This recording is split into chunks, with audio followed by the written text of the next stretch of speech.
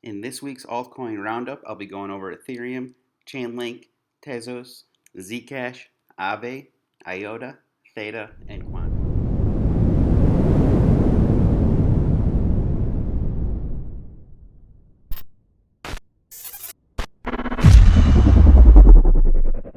What's going on, guys? Welcome back to another daily crypto video. I haven't been around the past few days, just traveled to Bali. I'll be here for the foreseeable future in Indonesia. So I'm back on the grind. If you guys like daily crypto videos, consider subscribing to the channel. Like this video if you did so. Before I get into today's content, though, I just want to let you know about the Brave browser. If you haven't downloaded it yet, it's just like Google Chrome. You get paid for clicking particular ads, though, with the Brave browser. Not only that, it blocks trackers and ads, saves you on bandwidth, saves you on time. So far, the past week or so, past couple weeks, I've earned almost 4 basic attention tokens just for clicking crypto-related ads. When BAT gets to its all-time high of almost $1, that's going to be nearly $4 just for using a browser I would use anyway. So if you want to try it out, there's a link down below in the description. Let's get into the content. So, some other minor news within the crypto space. Well, actually, not quite minor. Some big things happened over the past week. But we'll start out by talking about the CFTC charges BitMEX with illegally operating derivatives exchange. Bitcoin suffers first monthly loss since March. KuCoin hacked with at least $150 million in funds stolen. Hackers also drained $15 million from unreleased Urine Finance project. ETH devs to release second dress rehearsal testnet Zinken on 10/12. ETH's total transaction fees hit record high of $166 million in September. Uniswap becomes first DeFi protocol to hit $2 billion in TVL. Avalanche already has more than $1 billion staked. So some positive news, but a lot of negative news right now in the space.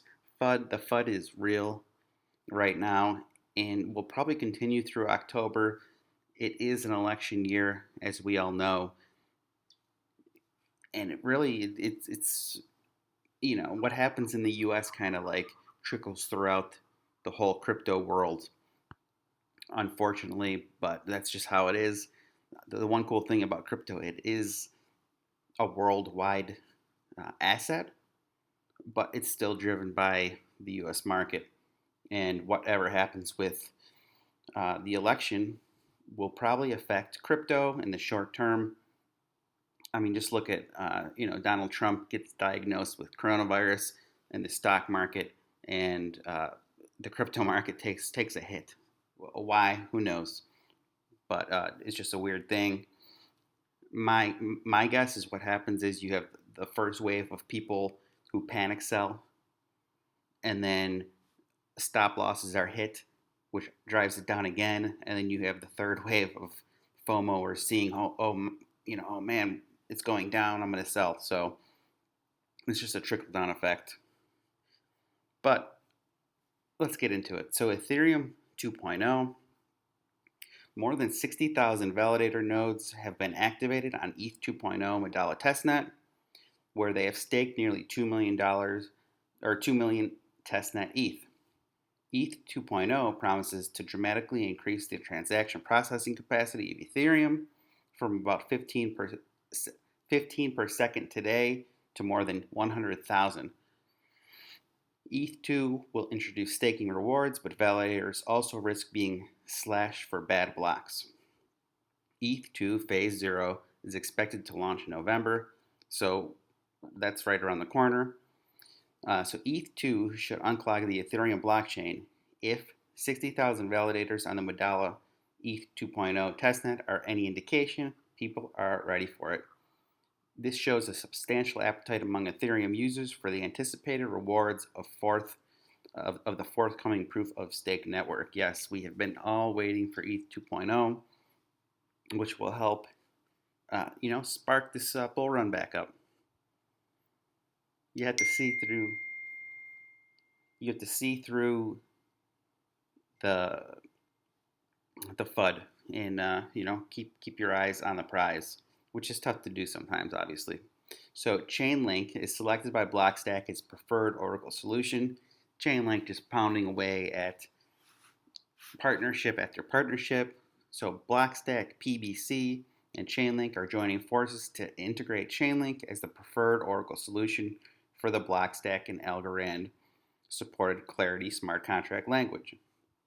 Blockstack developers will soon be able to build sophisticated Clarity smart contracts that are enhanced with secure, validated data spanning millions of data providers, web APIs, and other off-chain resources.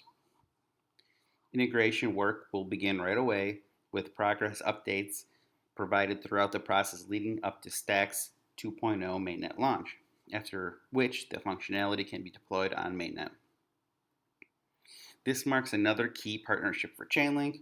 For Blockstack, the integration with Chainlink is an exciting combination of technology and communities that is sure to unlock a host of new use cases.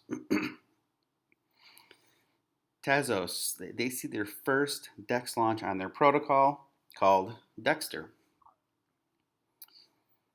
So as of launch, TZBTC and USDTZ are the two FA 1.2 tokens available to trade on Dexter. The smart contracts have been deployed and more are coming. Dexter is a non-custodial decentralized exchange. Specifically, it is a constant product automated market maker similar to Uniswap. So everyone's kind of following the Uniswap hype. Uniswap just took the market by storm, and people want in on the action. Dexter can be used by both traders and liquidity providers. A trader can use Dexter to exchange between XTZ and FA 1.2 tokens. Users pay a fee of 0.3% of the trade. This fee is used to incentivize liquidity providers. Tezos also announced that Sword Group launched Tezos DigiSign, an open source tool built on the Tezos blockchain that enables users to digitally sign, certify, and verify the authenticity of digital documents. A decentralized exchange is one of the foundational protocols necessary for a DeFi ecosystem to emerge on a blockchain, and now Tezos has such an exchange. This should increase the development of DeFi solutions on the Tezos blockchain and increase overall adoption. So if you're a Tezos fan, it's huge. It's some huge news for the blockchain in itself. So great stuff coming out of Tezos right now. Zcash shielded withdrawals enabled on Gemini Exchange. Gemini is the first regulated institution to announce shielded address support and had received previous approval from the New York State Department of Financial Services to add the capability. Gemini users can protect their personal financial information by taking advantage of Zcash's shielded transactions. Shielded transactions sent or received through a regulated exchange prevent unauthorized third parties from seeing a user's financial history, while regulators may request info through legal and auditing procedures. This news is significant given that it is the first example of a regulated exchange supporting shielded Zcash withdrawals. While regulators can still get access to trader activity, it prevents other unauthorized third parties from seeing a user's financial history. Aave, their governance mainnet release. So the journey toward decentralization continues with the release of the Aave governance on mainnet. Decentralization is the Aave ethos, and the goal was always to give the decisional power to the community. Voting for the very first AIP is now live. AIP 1 is the proposal to migrate from the LEN token to the Aave token, making it the new governance token of the Aave ecosystem. If the vote is in favor of the token migration, then post-migration Aave holders will be able to stake their Aave in a safe module and earn Aave as a safety incentive in exchange for securing the protocol. Aave is turning over governance to the community and exchanging their token from the old name they took over to represent the new name. This is a significant step toward the full decentralization of the Aave protocol.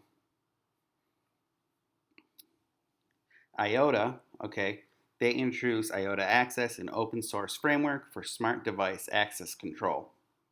So IOTA Foundation, along with initial launch partners Jaguar Land Rover, ST Microelectronics, EDAG, Riddle and Code, NTT Data Romania, ETO Group, and Bilabs announced global open source framework for smart device access control able to manage billions of machines.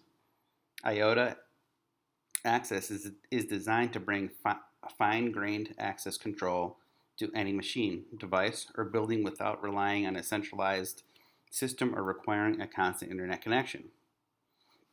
Use cases include giving remote access to vehicles, homes, offices, Wi-Fi, or machinery, including pay-per-use services on the IOTA Tangle.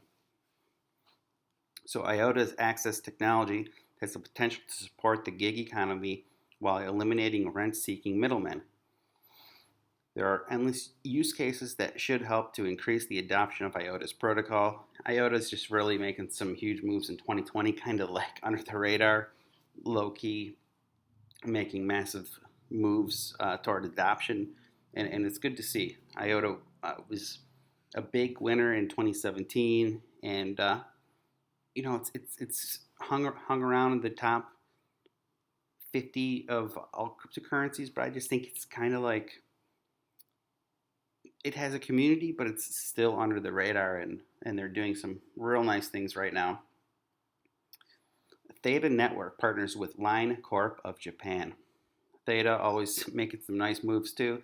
So Line Corporation of Japan is teaming up with Theta Network to launch Theta.tv for Line, a new video service targeted to Japan, Taiwan, Thailand, and other parts of Southeast Asia. The mobile app is powered by Theta's protocol infrastructure, along with Line Blockchain, a proprietary blockchain network built to foster stronger relationships between users and service providers in the Line ecosystem. Theta.tv for Line users will earn token rewards by sharing their bandwidth while watching premium esports, film, and crypto content, and can subscribe to streamers and donate to them. Line is the most popular Japanese instant messenger app with more than 200 million users. This is a big step towards the global adoption of the Theta network, as it is being seamlessly integrated into the Line Messenger app and introduces millions of users to the power of Theta blockchain. So yeah, nice news coming from Theta. Really moving the needle always. Theta's a project I don't hold, but every time I read about it, it makes me really want to dig deeper and maybe grab up some Theta. Quant named supplier on UK's Crown Commercial Service G-Cloud 12 framework. Quant Network is delighted to have been named as supplier on Crown Commercial Services G-Cloud 12 framework. Crown Commercial Service supports the public sector to achieve maximum commercial value when procuring common goods and services. The G-Cloud framework allows public sector customers to buy commoditized cloud-based solutions through a framework that is compliant and regularly refreshed, allowing CGS to provide customers with up-to-date, innovative solutions. All of the UK government will now have access to Quant's powerful technology that helps enterprises, governments, and individuals to unlock the true value of distributed ledger technologies. So that is all I have this week for the Altcoin Roundup. Let me know what you guys think in the comments below. Which one of these cryptocurrencies do you hold? Which one do you think has the brightest future out of everything I mentioned? Of course, ETH is up there always, but what else do you guys like from this list? Let me know in the comments below. If you guys like the video, give it a thumbs up. Consider subscribing to the channel, and I'll see you tomorrow.